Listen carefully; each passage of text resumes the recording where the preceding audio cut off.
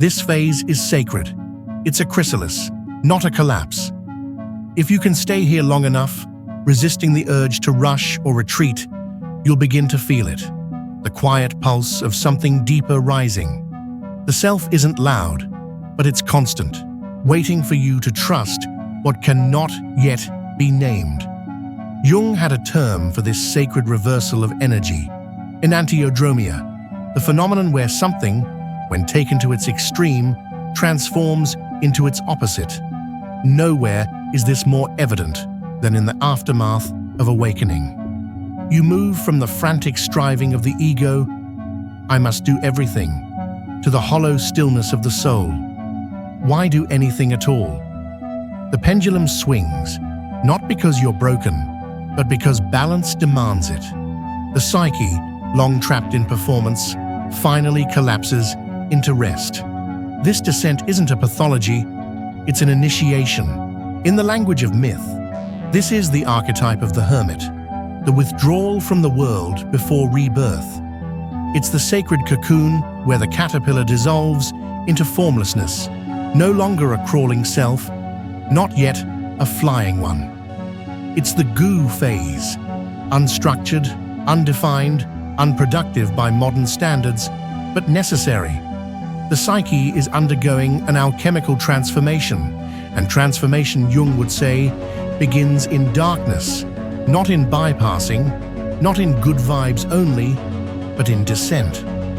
This is where modern spirituality often loses its depth, glamorizing awakening while ignoring its crucifixion. Jung insisted that the shadow, the rejected, uncomfortable, unconscious parts of ourselves, isn't something to escape, but to integrate. Shadow work isn't advanced-level spirituality, it's the foundation of becoming whole. In this state of nothingness you now occupy, the unconscious is rising, not as a villain, but as a messenger.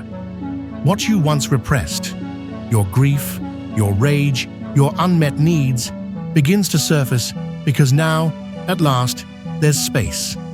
The ego panics. It wants action, clarity, a label. But the self, quietly and persistently, whispers, "Let go.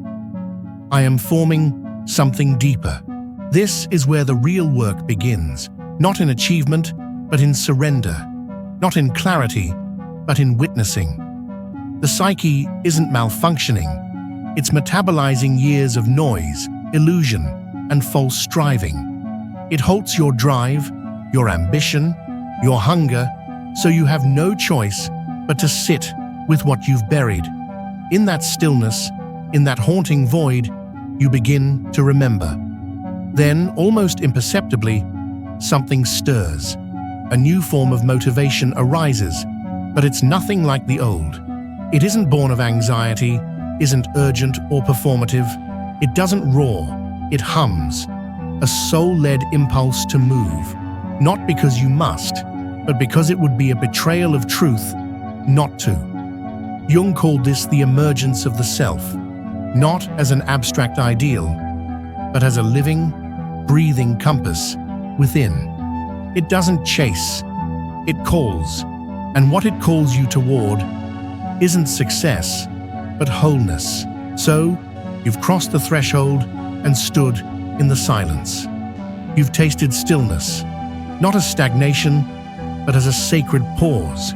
You've wandered through the inner night, where no voice called out, and no light showed the way.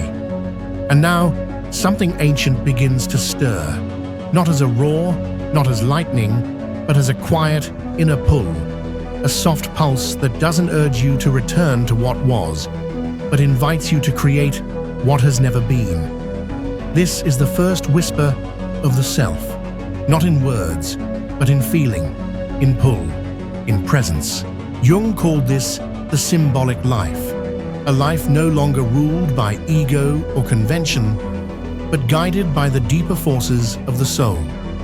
Once the ego surrenders and the unconscious is honored, life ceases to be a game of survival and becomes an unfolding of meaning. Here's the paradox. It may look beautifully ordinary, When the self begins to lead, you no longer hustle, you respond. You're not driven by the fear of missing out, but by the quiet conviction of inner alignment. You stop chasing clarity as a prize and begin recognizing it when it arrives, often dressed in simplicity. Living from the self doesn't mean you'll always be energized or certain. Fatigue, doubt, and grief still pass through. That's the texture of human life.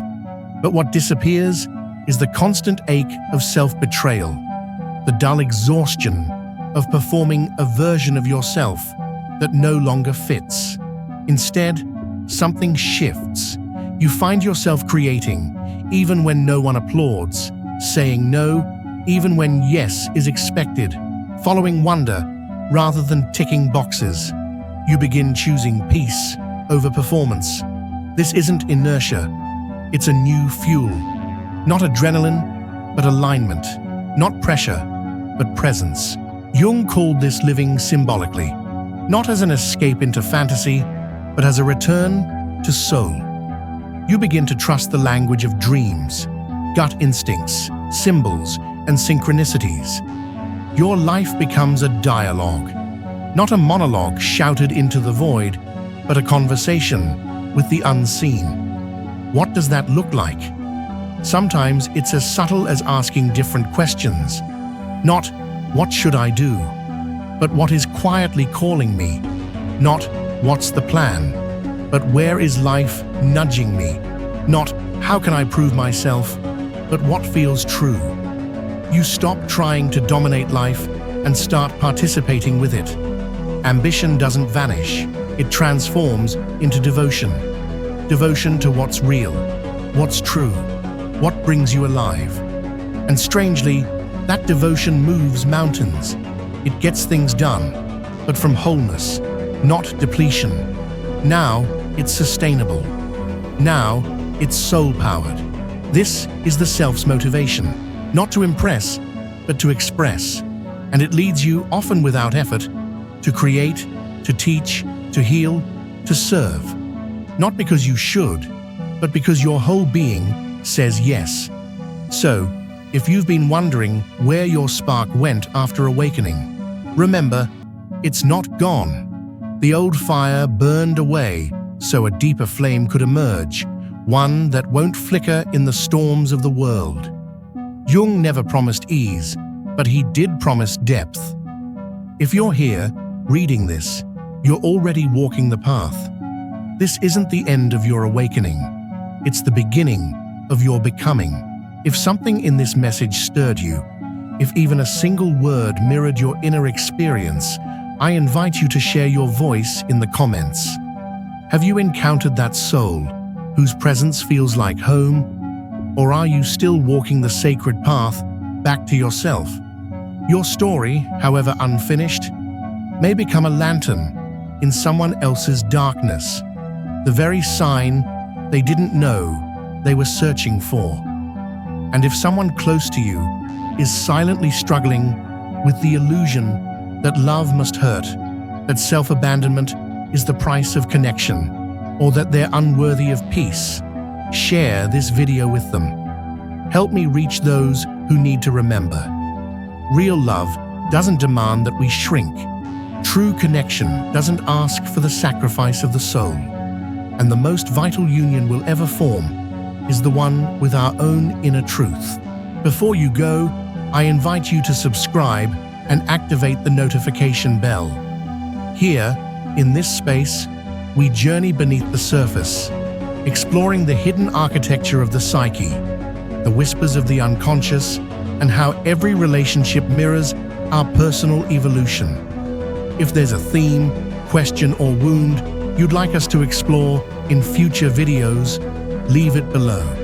This space breathes because of you. Your voice isn't just welcome here, it's essential. Thank you for showing up, not just to this video, but to your inner work, to the sacred labor of remembering who you truly are. And always remember, when the right person appears, your soul will know, not through fear, but through peace.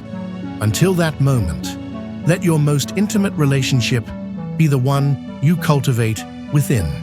That's the foundation, the home. And from that wholeness, all things real are born. Until next time, I'll see you on the path.